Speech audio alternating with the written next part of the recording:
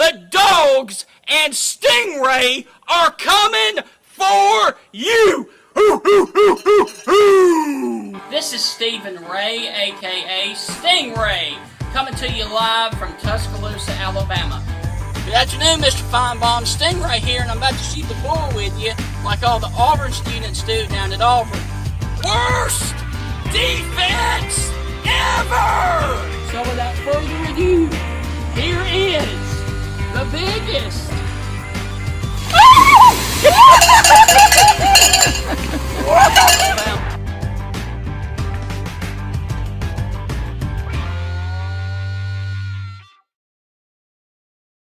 Welcome inside another exciting edition of the Stingray Show, everybody. I am your host, Stephen Ray, and we have a very special guest today on the show. But first, let me go on ahead and pull up my co-host, Heath Hopkins. Heath, how's it going today, my friend? Stephen, it's going wonderful. How about you, bud? I'm doing good, man. And look, I'm really glad that we were able to get this interview done, even though it is at 6:30 in the morning. I do apologize about that, but hey, it's show business, right? Yeah, it is. You know, it's not that often that we get a non-sport celebrity to come on our show, but this is a big deal, Stephen. Absolutely. We have a Grammy-nominated, multi-platinum selling recording artist and one of the top comedians in the country. He is regularly seen on his reoccurring role on the Fox comedy series Last Man Standing, playing Reverend Paul. Hey, Paul, got a minute to talk? Well, I was praying, but you're here, so that didn't work.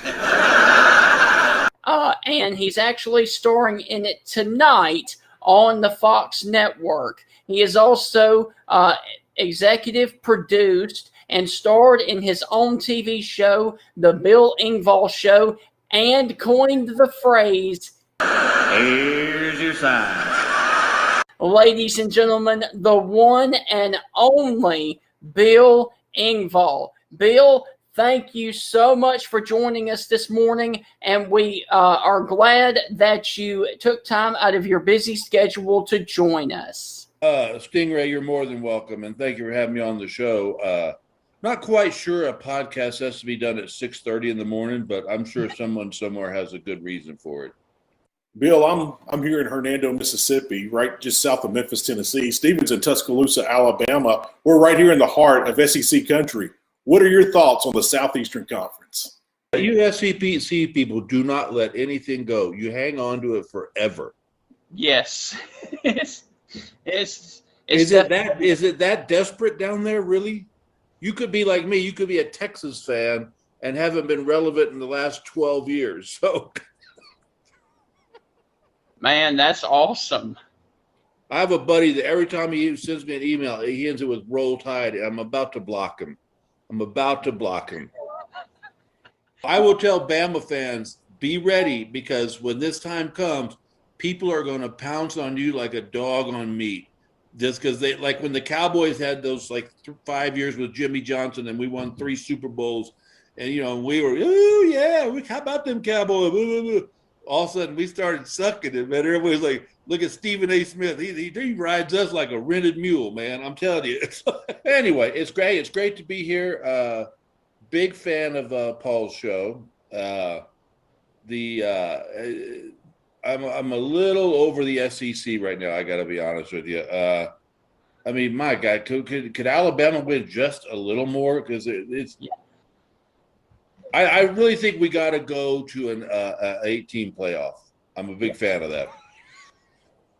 Actually, no, for me to get Texas in, it'd have to be a 32-game playoff. So let's just do that. Right. Well, obviously, the final episode of Last Man Standing is February the 18th. But can you tell us a fun story that happened during the recording between you and Tim Allen, please? Well, what a lot of people don't know is that Tim's wife, Nancy Travis, on the show, played my wife on my show, Bill Engvall. So whenever I go back, it's always like I feel like I'm getting one over on him. But Tim is, and I always ask him. I said, "So how do you like the idea of doing my show? Isn't it great?" It's like, but I tell you, the whole experience has just been so much fun. Tim is hysterical. I did an episode not too long ago where it was me, Tim, and Jay Leno all on the same show, and it was literally just a joke-a-thon. The director, I thought, was going to lose his mind because right in between takes, someone would jump in with a joke, and I tell you, I've known Tim, since the old stand-up days back in the clubs, and he's just such a solid guy. He says what he wants, and I'm always fascinated. I was fascinated every time I go to do the show that every week he and Jay, I think they have a competition to see who's got the most classic cars. Right. Well, can you give us a little preview of what this episode is going to be about? Oh, sure. Yeah. This episode is because Kyle is heading to the ministry. It kind of becomes a tug of war between Reverend Paul and Bill of getting Kyle to do stuff for us and with us.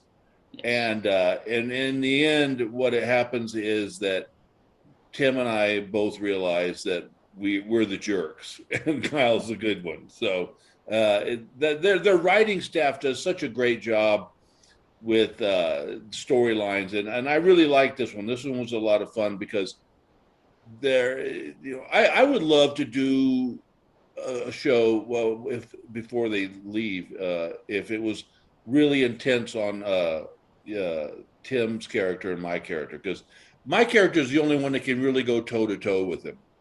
Yes.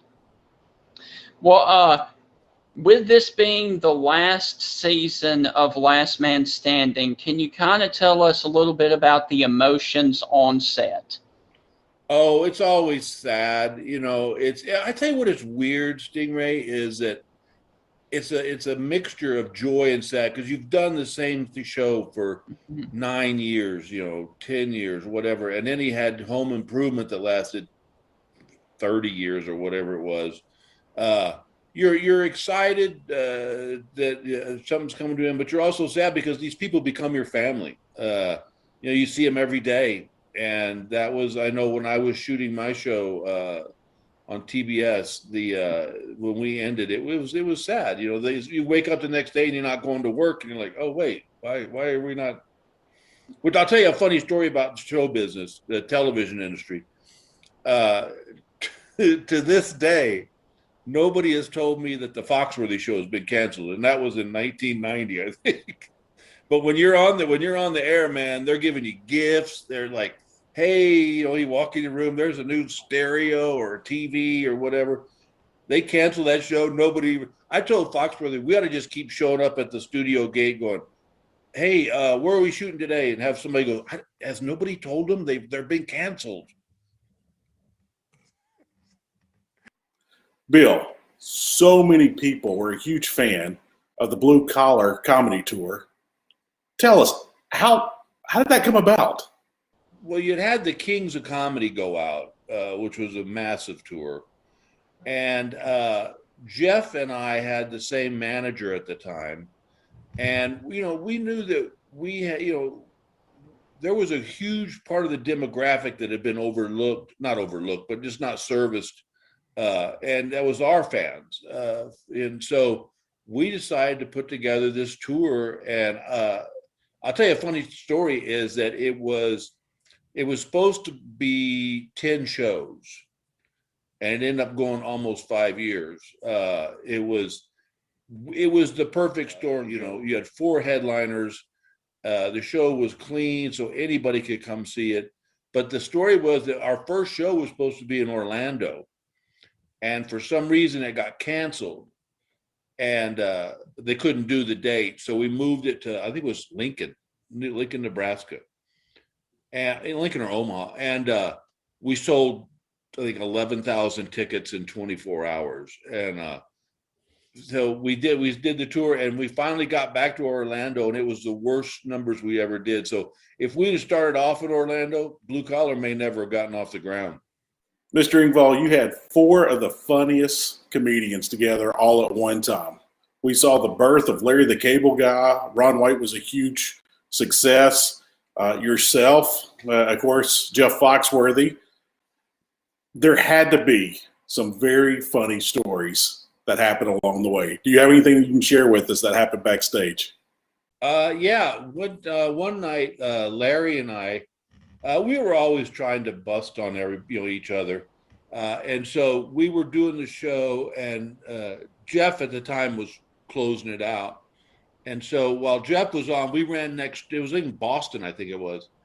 We ran next door to this Radio Shack that was there and bought a remote controlled truck and filled the bed of it with cube cheese that was on our table in the back. And we ran it out on stage and circled it around Jeff's feet about 3 times and then ran it off. He never blinked, man. He never even acknowledged it. That was the funny part. We thought we had this great prank, and he busted us. Man, that's hilarious. Getting back to some of your early days, how did you start out in the business of comedy, and when did you know that you actually wanted to start and be a comedian? Oh, wow. I actually started the very first comedy show I ever did was in college, in the basement of the Student Union building. And I was a Steve Martin freak. I love Steve Martin, love George Carlin, love Richard Pryor, Bob Newhart. I was all over the map as far as who influenced me.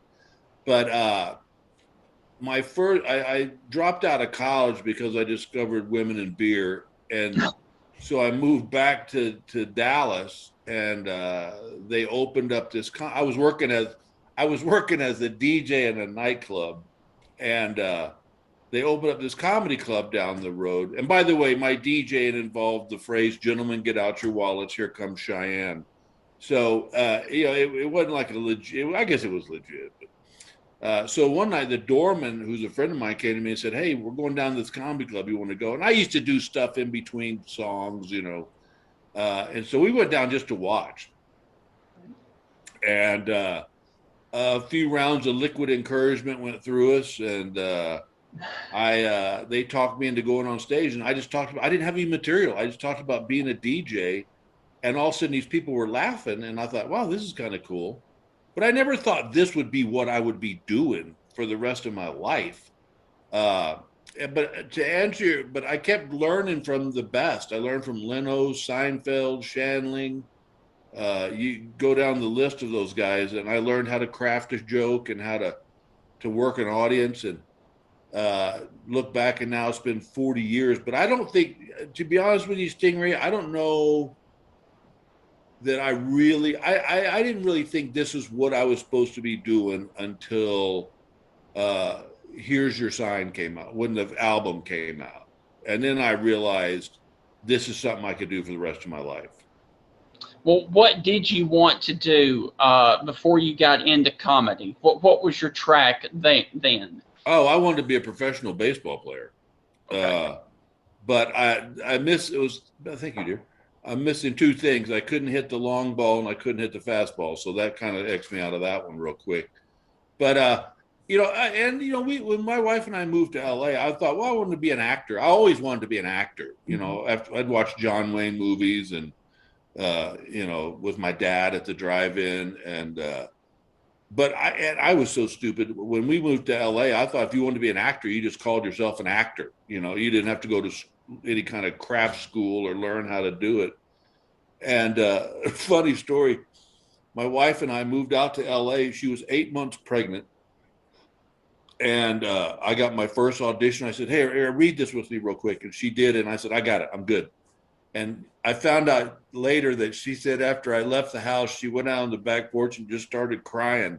And I said, why'd you start crying? She goes, because I was 8 months pregnant. We were renting a house we couldn't afford. I missed my family, and you couldn't act your way out of a paper bag.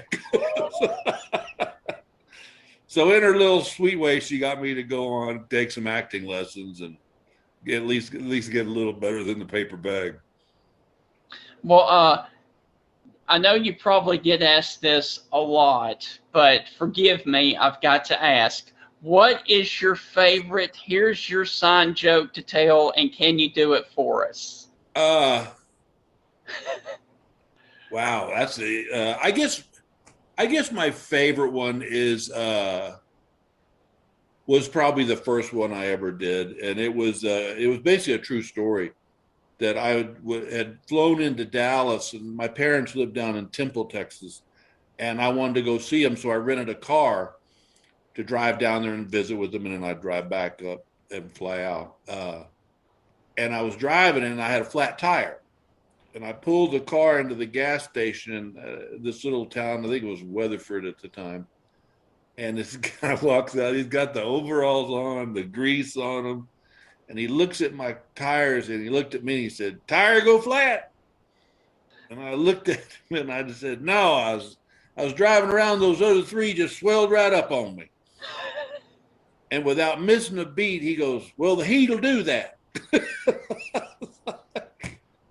I said, "Well, here's your sign. There you go." Yeah. By any chance, with you on my land today? Oh, yeah. Yeah, your trash can was laying in the middle of the road. Just took it back up to your house. All right. Makes me feel better.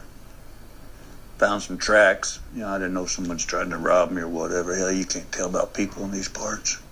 No, that was just me. You gonna keep peeking around that corner, or you gonna come out?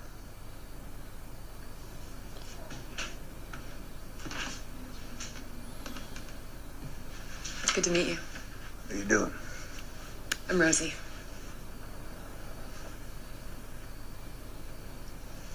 We don't get too many women good looking as you around these parts. Bill, the movie The Neighbor.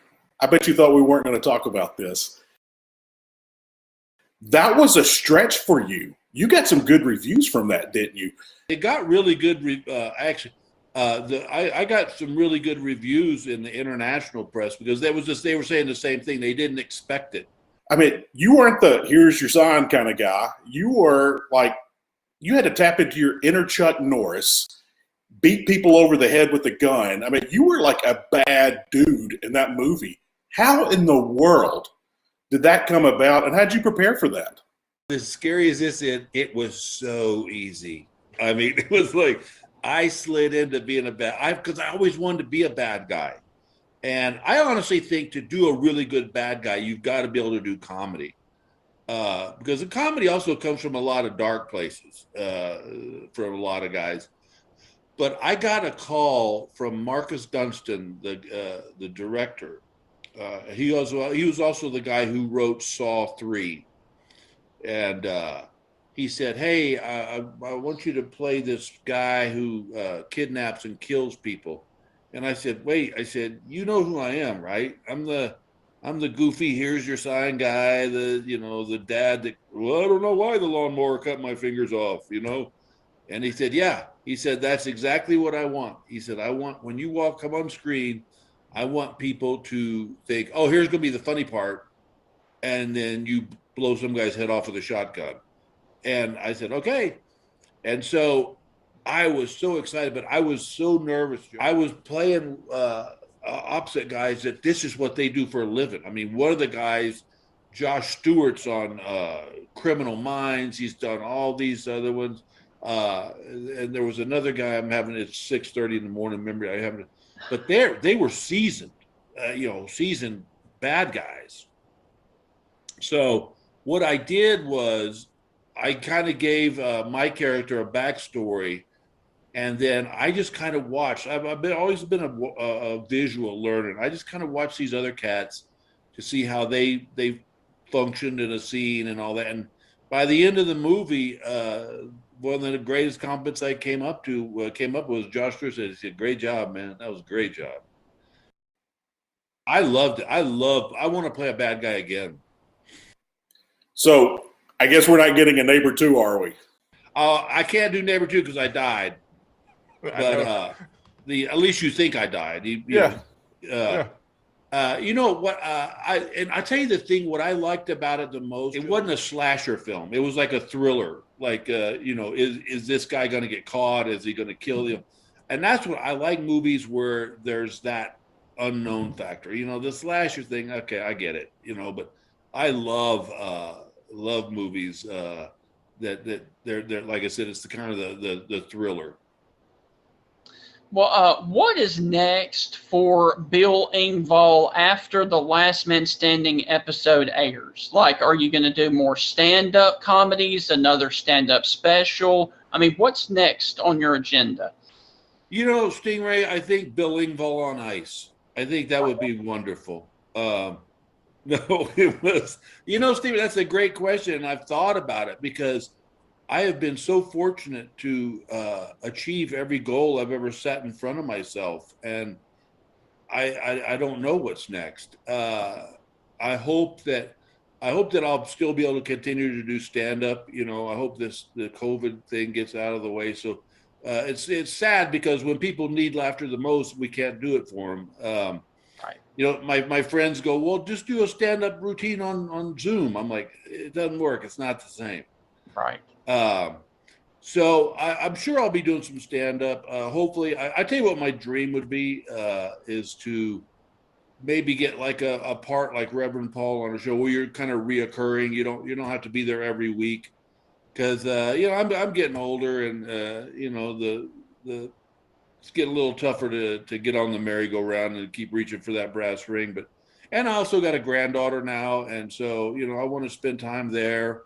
But, I'm just going to kind of let life play out in front of me and Stingray and see what happens.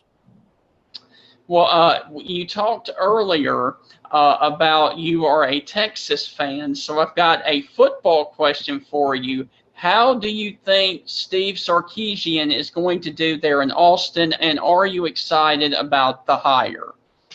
Wow. Because I really liked the last guy they had, but, Right.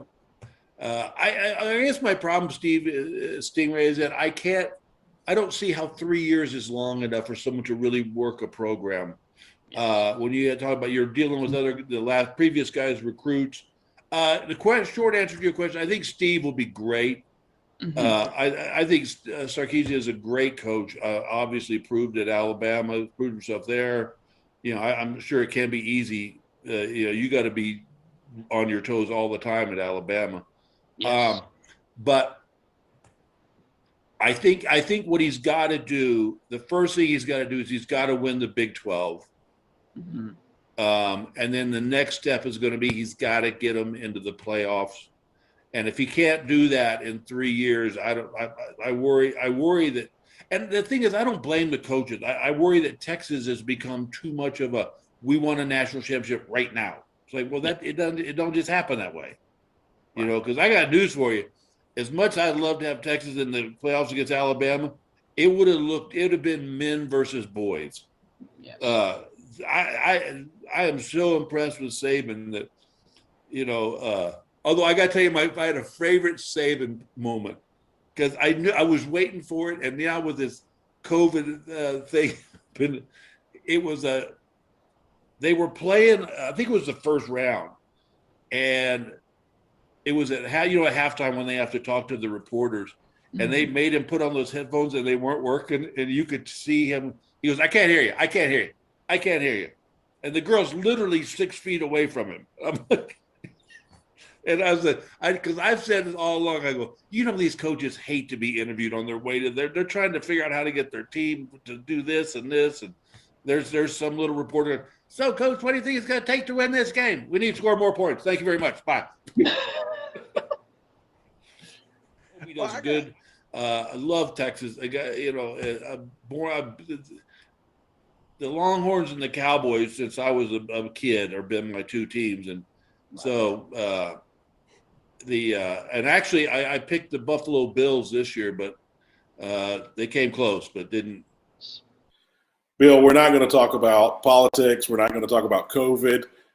We will talk a little bit about the Super Bowl. We'll skip Tom Brady, but you're a Falcons fan, right? Tell me about the Falcons. What? The Falcons, they gave the Cowboys one of their only what is it, 3 victories? Bill, we had Tim Brando on our show a little bit earlier in the year, and he is big buds with Larry the Cable Guy. It was a shocker to me too. But, your relationship with Larry and Ron Tater Salad White, and then also Jeff Foxworthy, you guys still stay in touch? What's your relationship like? We all still stay in touch. Obviously locale makes it kind of difficult for us to actually be physically together, but I'll call them, or I get a text from Ron or whatever. We've maintained that friendship, and we always wish the other one best, and but we're like 4 brothers. It's like we love each other, but there's competition. If somebody's doing something, you want to be doing it too. And but yeah, we stay in touch. We call every once in a while, on the holidays or whatever. Bill, here recently there was a documentary on Showtime, and I'm looking here at my notes, called The Comedy Store. It's a 5-part series.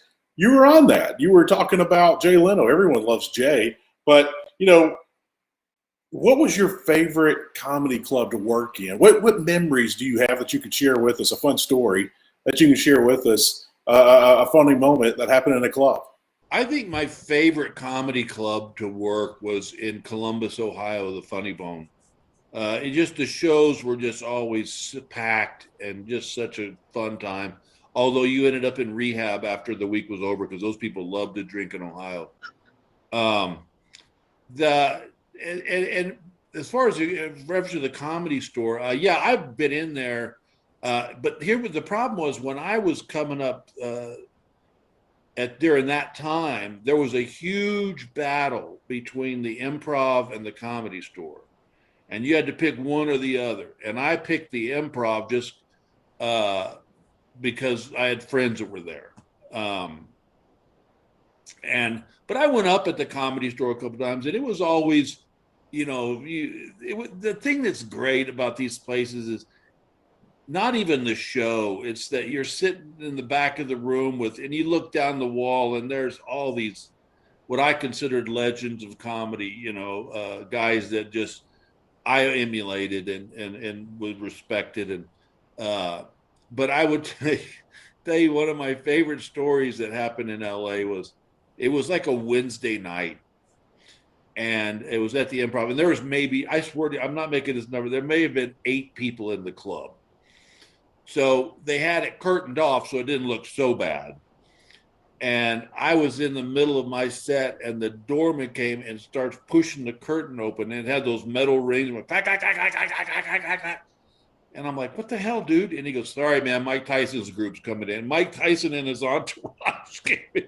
And I thought, boy, this just sums up show, but it doesn't matter. There's a guy doing his show. Mike Tyson's in the room. We got to put him on here. Give him a front table. So Mike Tyson got settled and actually found me very funny. So. Well, man, that was great. All right, so my last question for you is this. I left something out when I introduced you. You also have a podcast called My 2 Cents. Tell us a little bit about that podcast, please, and where we can listen to it. My 2 Cents, I've kind of gone on hiatus with it for a little bit, just because it's as you guys well know, doing a podcast is full time. You can't dabble in podcasts. But I really enjoyed it, and I want to bring it back because it was. But the other problem is maybe we had a good following, but it was just kind of my view on anything. It didn't have a specific angle, and so I think when I redo it, I might make it a little more specific. But I really enjoy podcasts. In fact, it's funny, whenever I'm driving, I listen to podcasts all the time just because it's my new book, reading a book. But yeah, hopefully one of these days, real soon, I'll be bringing that back. And can you go on ahead and tell people one more time when your episode on Last Man Standing is airing? I believe it's February 11th is the date. I think is that a Thursday? I'm not sure. But it's it'll be on Fox and just tune in whatever your local channel is and local time, and enjoy the show. It's been great. Well, man, thank you so much for taking time out of your busy day to join us. We hope that you have enjoyed being here with us. You better be careful, man. I'm like old in-laws. Bad fish. That smell don't go away. So be careful. Well, Heath, that wraps up the interview with the one and only, the very famous Bill Engvall. Heath, what was your favorite story that here's your sign Bill Engvall just told us? I was so impressed about the neighbor. If you haven't seen the movie, I think you have to check it out. I mean, Bill Engvall's playing a bad guy. He's a bad dude. I mean, like Chuck Norris looks under his bed for Bill Engvall now. Yes. And that was really funny what he said about his wife crying because of his acting when he first got out there to L.A. That was hilarious. I think Bill's heard that before, that he's a funny guy. He's absolutely hilarious. And what a pleasure it was to have him on the show today. Absolutely. Well, let me ask you this. Tonight is the last Reverend Paul episode of Last Man Standing. Tonight at 8:30 Central. Are you going to be tuned in to watch it? That is an excellent question, Stephen. With 4 kids, it's going to be a touch-and-go situation. I want to tell you yes, but I can't promise you yes. But I do have DVR. Yes, absolutely. And one last thing, the last episode ever for Last Man Standing will be a week from tonight. Wow. On February the 18th. And we really hate to see that show go away.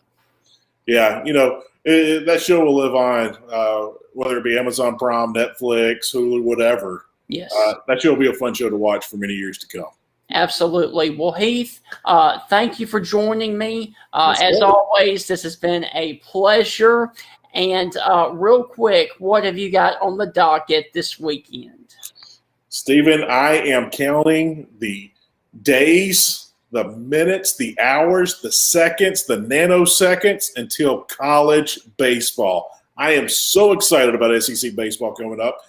I don't have much going on this weekend, but I am thinking nonstop about next weekend. Yes. We get ready to start some college baseball. The road of Omaha. The road to Omaha will start here in just one more week, Stephen. And it's a week from tomorrow. Right. So that will be February the 19th. That's for right. A lot of schools. So we hope everybody has a wonderful weekend. Do not forget, Bill Engvall's episode is on Fox tonight on Last Man Standing. We hope you guys have a wonderful week and enjoy all of your college basketball, everyone. The Dogs and Stingray are coming for you! This is Stephen Ray, a.k.a. Stingray, coming to you live from Tuscaloosa, Alabama. Good afternoon, Mr. Feinbaum. Stingray here, and I'm about to shoot the bull with you like all the Auburn students do down at Auburn. Worst defense ever! So without further ado, here is the biggest... Woo!